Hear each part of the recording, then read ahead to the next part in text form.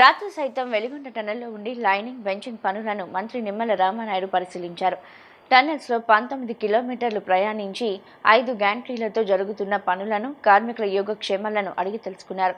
Tunnel 2లో 12వ kilometre దగ్గర చిక్కుకుపోయిన టీబీఎం మెషిన్ దగ్గరకు వెళ్లి మంత్రి నిమ్మల గత వైసీపీ ప్రభుత్వంలో టీబీఎం తొలగించడానికి ఎటువంటి ప్రయత్నం చేయలేదని, టీబీఎం తొలగించకపోతే చుక్క నీరు కూడా టన్నెల్ నుండి బయటకు రాదు అన్నారు. టీబీఎం తొలగించకుండా ఇంకా 3,000 కోట్ల పనులు చేయాల్సి ఉన్న వెలిగొండను జాతికి అంకితం చేసి ప్రకాశం జిల్లా రైతులను జగన్ మోసం చేశారని ఆరోపించారు.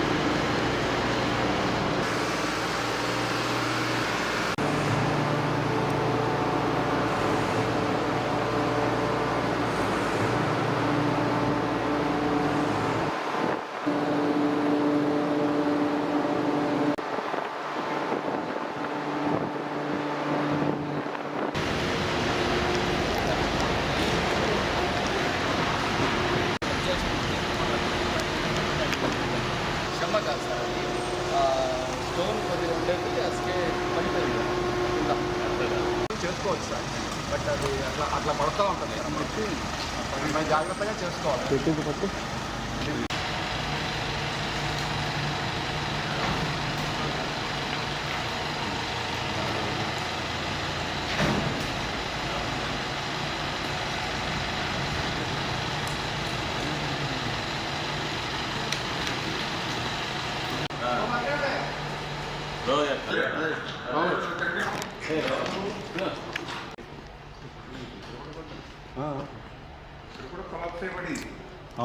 ఎప్పుడు పడిందంటే అది ఎప్పుడో ప్లాస్టిక్ పడింది సార్.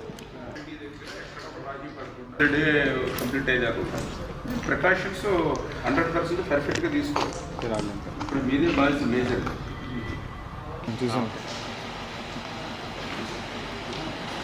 బాగా ఎక్కువ టెంపరేచర్ కూడా వచ్చేది.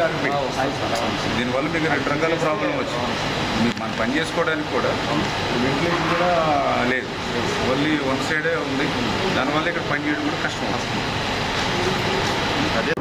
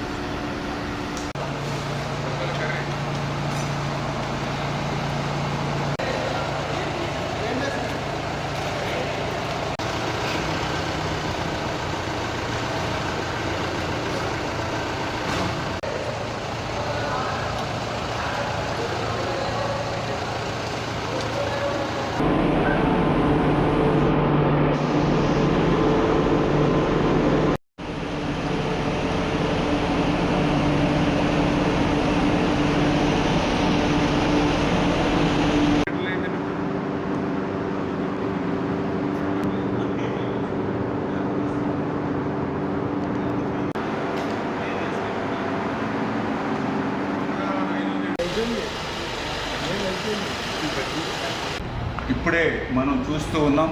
ఏదైతే వెలిగొండకు సంబంధించినటువంటి టన్నెల్ 2లో మనందరం కూడా ఉన్నాం.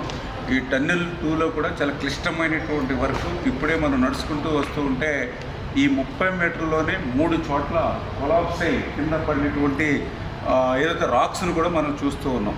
అంటే ఇటువంటి ప్రమాదకరమైనటువంటి క్లిష్టమైనటువంటి పనులు నిత్యం ఈ టన్నెల్లో ఉన్నటువంటి స్థితి. మొన్ననే మన తెలంగాణలో కూడా ఇట్లానే టన్నెల్ కొలాప్స్ అయ్యి ఏ రకంగా అయితే అక్కడ విషాదం చూసాం, మనందరం కూడా చూసాం. అటువంటి క్లిష్టమైనటువంటి పనులు కూడా జగన్మోహన్ రెడ్డి గాలి వదిలేస్తే మళ్ళీ మన కూటమి ప్రభుత్వం అధికారంలోకి వచ్చిన తర్వాత ఈ 22 నెలల్లో మరి హెడ్ వర్క్స్ కానీ, టన్నెల్ 2కి లైనింగ్ అండ్ బెంచింగ్ పనులు కానీ, ఫీడర్ కెనాల్ అయితే మొన్ననే 460 కోట్లు పెట్టి ఆ లైనింగ్ అండ్ సీసీ వాల్ నిర్మాణం కానీ ఇవన్నీ పనులు పూర్తి చేసుకుంటూ వస్తున్నాం. ఈ పనులన్నీ ఒక ఎత్తు, ఈ టన్నెల్ 2లో ఇప్పుడు మనం చూసేటువంటి చిక్కుబడిపోయినటువంటి ఈ టన్నెల్ బోరింగ్ మెషిన్ ఒక ఎత్తు.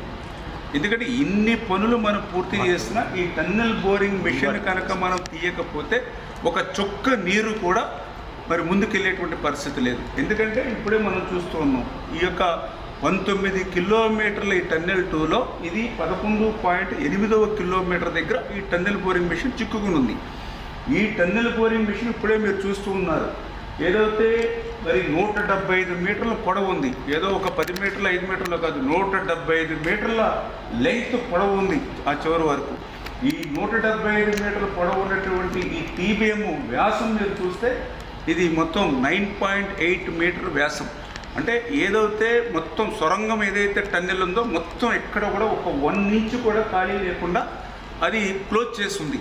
అంచేత ఈ టన్నెల్ బోరింగ్ మెషిన్ని మనం వెలికి తీస్తేనే మనం ఈ యొక్క వెలుగొండ నుంచి నీరు ముందుకు తీసుకెళ్తాం.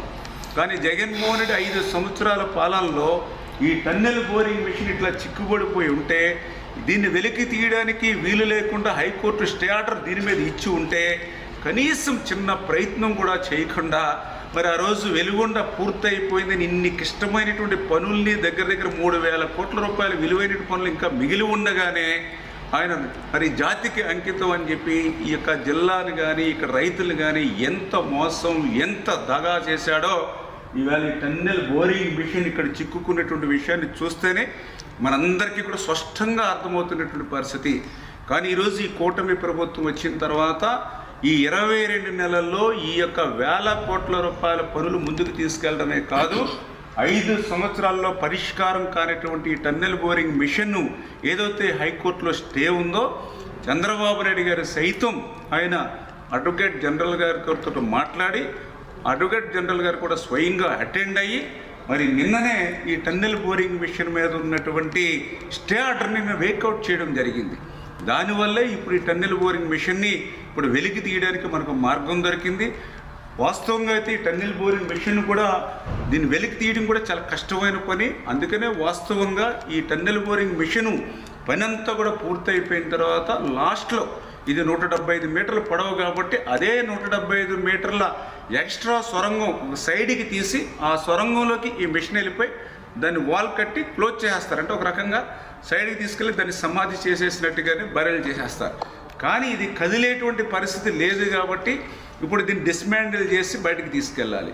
ఇది డిస్మాండిల్ చేయాలన్నా కూడా క్లిష్టంగా ఉంది కాబట్టి ఇప్పుడే మా ఏజెన్సీ అదేవిధంగా అధికారులతోటి దీన్ని మ్యానుఫ్యాక్చరింగ్ ఎవరైతే ఉంటారో వాళ్ళతో కూడా సంప్రదింపులు జరిపి మ్యాక్సిమం ఎంతో తొందరగా, ఎందుకంటే కనీసం 4 నెలలు పడుతుంది అన్నారు, ఒక 2-3 నెలల్లో అయినా సరే మన సీజన్కి నీళ్ళు ఇచ్చే సమయానికి ఇది డిస్మాండిల్ చేసేటువంటి విధంగా ఒక షెడ్యూల్ని రూపొందించుకోమని చెప్పడం జరిగింది. అందుకే ఇప్పుడు ఈవేళ అర్ధరాత్రి అయినా సరే మేము ఈవేళ టన్నెల్లో ఉండి ప్రతి పనిని కూడా సూక్ష్మంగా పరిశీలిస్తూ క్షేత్రస్థాయిలో పరిశీలిస్తూ ఈరోజు ఈ టన్నెల్ బోరింగ్ మిషన్ దగ్గరికి వచ్చి ఇక్కడ వాస్తవమైనటువంటి స్థితిని కూడా మరి ఈవేళ మేమందరం కూడా ఐడెంటిఫై చేసుకుని దాని ప్రకారం షెడ్యూల్ రూపొందించుకుంటూ ఉన్నాం.